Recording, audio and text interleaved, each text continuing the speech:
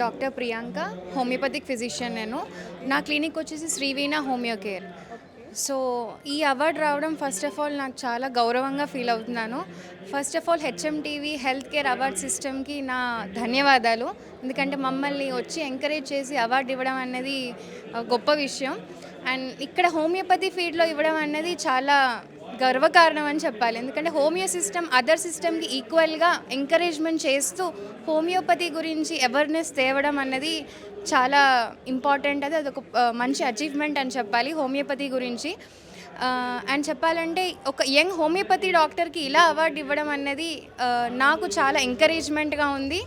ఇంకా హోమియోపతి సిస్టమ్ని ముందుకు తీసుకెళ్ళి అందరికీ అందుబాటులో సేఫ్ హెల్దీ మెడిసిన్ ఇవ్వడం అన్నది నేను ఖచ్చితంగా ప్రయత్నిస్తాను.